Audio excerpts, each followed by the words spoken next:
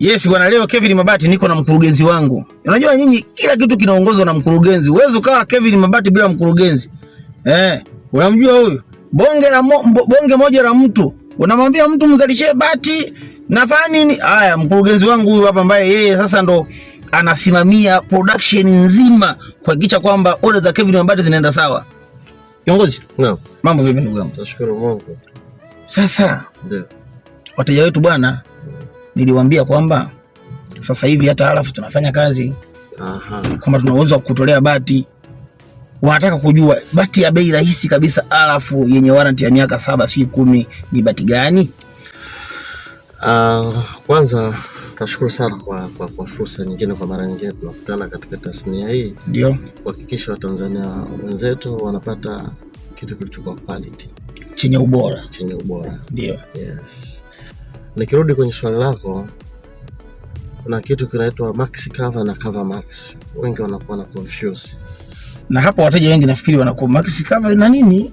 Mimi nimezoea kwetu huko 85 Kwa sababu nimekuuliza kwa sababu kuna mteja aliniuliza kwamba kwani Kevi umehama Sanshare? Wala sasa hawajui connection za kazi zinavyofanyika. Sasa sababu ni mkurugenzi wangu, unafahamu taratibu wa alafu ndio maana sasa inatakuwa ueleze vizuri cover max ni nini na hiyo nini cover nini sijui.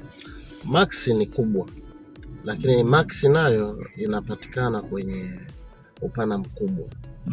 1075 na ni geji 28 tu. Geji 28 tu. Lakini ikiwa cover ni maana yake under. Cover ni under. Ni ndogo. Mnasikiliza, msije mkasema Kevin Mabati siwaletee hizi habari. Mimi mwenyewe sifahamu upande wa alafu kusika cover max sijui nini, kumbe under ndio ndogo. Yes, kwa hiyo ni cover max maana yake ni ndogo kwa max. Max ni kubwa. Lakini kiongozi, mkurugenzi, hebu ongea ule ukweli. Mtu akiweka order alafu ya bati za futi 10 anapata kwa muda gani? Kwa mkweli kabisa, kwa sababu hii imekuwa ni changamoto kwa wateja wengi. Unajua katika biashara hizi tunashukuru sana katika upande wa alafu na semina ambazo wanazotupatia kupitia kwa wakala. Naongea kama mkurugenzi. Sawa. Na tunasisitiza sana kupitia kwa wakala. Sawa. Kuepukana na zile reduction za order. Wanakuwa na first priority kwa mawakala ambao tunapitia. Kuliko wewe ambaye una order moja unajenga leo, kesho inakuwa kwenye foleni kubwa sana. Hatuipi first priority.